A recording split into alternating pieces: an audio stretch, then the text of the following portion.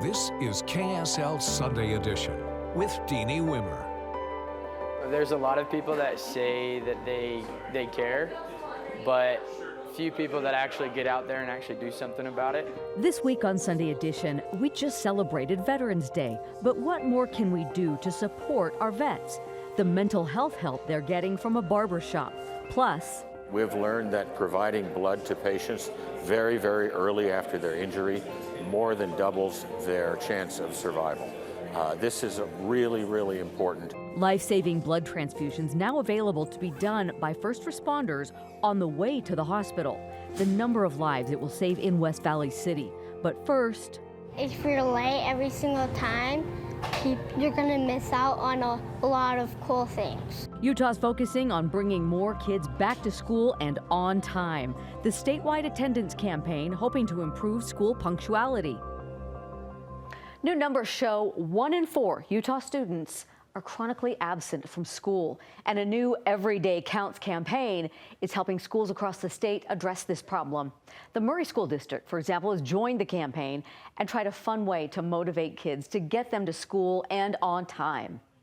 I think the kids overall just love a little bit of friendly competition, so they think it's fun to show up and kind of show the rivalry, which is pretty big here in Murray. And last year when we took the data after the Friday that we did this was the highest attended Friday in the 3 or 4 months around it. So it really did help. And so that's why we wanted to do it again. The Murray School District has been working to make school so fun that kids simply don't want to miss, like this cookie attendance challenge during the BYU U of U rivalry week. And Odyssey Charter School has a reward that's larger than life. Good afternoon, students. We are here to celebrate your good attendance and tardy. Yeah, each week the class with the best attendance gets a visit from Nomi, their attendance mascot. It's efforts like these that help some school districts lower their absentee rates.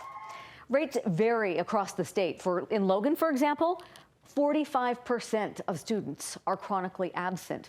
On the other end are districts like Morgan, Washington, Wayne, and Canyons. They're all in the teens.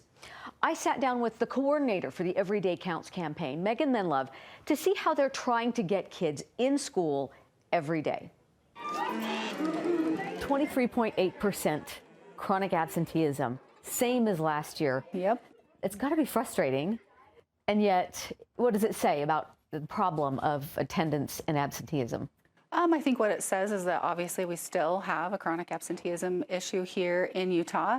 I mean, it's also good news. We could be going up, so at least we're not going up in our chronic absenteeism. We have, the reality is some of our schools and our LEAs are going, up in chronic absenteeism and some are decreasing. So that's just how the numbers happened this year, unfortunately, but also it's better than it could be, I guess.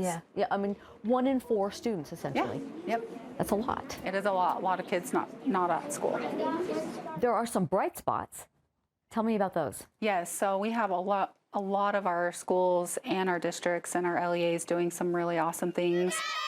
For example, in Murray School District, I know you've already heard about their BYU Utah, attendance initiative. We also have in Wayne District, they are really combating chronic absenteeism. They've had kids sign pledges and posters, and they're doing, parties and all those kinds of things. And then, there are so many examples across the state of really awesome things that are happening where people are talking about attendance and encouraging kids and families to be at school. I've seen a lot of the efforts that schools are doing with kids. Some of them are even aimed at the parents as they're dropping kids off. Yes, having kids outside. There's a great story we just heard of actually today about, a school mascot that comes outside one day a week and welcomes kids to school and says hi to parents as they're dropping off their students.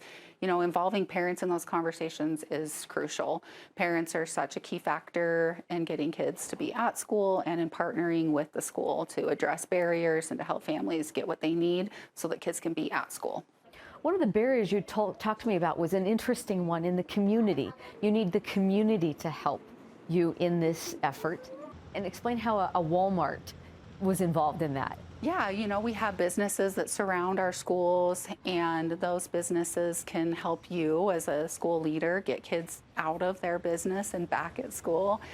So we love partnering with our community members. As part of our statewide attendance campaign, we've created a flyer that school leaders can take to community partners that we've been sending out, that we've given to our parent teacher organizations, just talking to community members about how they also play a part in the chronic absenteeism issues that we have here in the state of Utah. You want them to kick kids out back into school, right? Yeah, we want kids to be at school if that's where they're supposed to be. A lot of people might be surprised to find out chronic absenteeism, it really doesn't take much. No, it's not. It's 10% of the school year. So with the 180-day school year, that's about 18 days. So that's just a couple of days a month. So, a student can become chronically absent pretty quickly if they miss quite often. So yeah, it isn't a lot, but a couple days a month, really, those absences really add up over time. And then this issue is important because for the simple reason, kids can't learn if they're not here. Yeah, we can't help students if they're not at school. We also can't provide other resources that kids get at school, even beyond their own learning. Those connections that kids have at school are so essential to their growth and their development. We welcome community members to join us in our efforts to try to spread the message across the state of Utah how important it is and that every day does count, as our slogan says. All right, we'll keep an eye on that one throughout the year. Now, dozens of Utahns bundled up and spent the night outdoors in Ogden and St. George in the hopes of raising $100,000 for Utah kids facing homelessness. Youth Futures is a statewide shelter system for youth ages 12 to 18. These are for runaway and homeless youth, unaccompanied minors, so runaways, throwaways, kids who have been kicked out, rejected, for a number of different reasons. They provide 55 beds across the state and also have services to help the homeless youth, such as case management and therapy. We provided everything that they might need, and if we don't provide it, we're connecting with someone, a resource in the community, or we will figure out how to provide it. To bring awareness to youth homelessness, they're hosting their Utah Sleep Out. The Utah Sleep Out is really a month-long event for Runaway and Homeless Youth Awareness Month, which is November.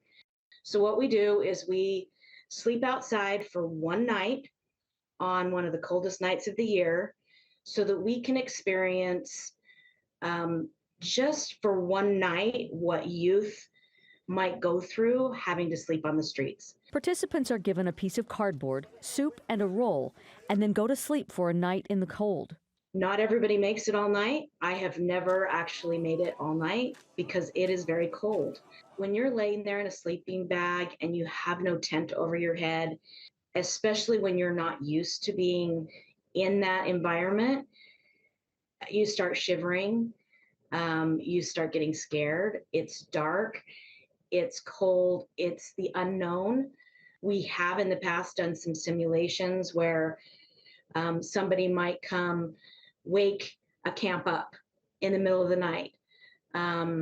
We might spray water bottle over to experience rain. We have on many occasions had rain. Last year, we were nearly rained out in Ogden.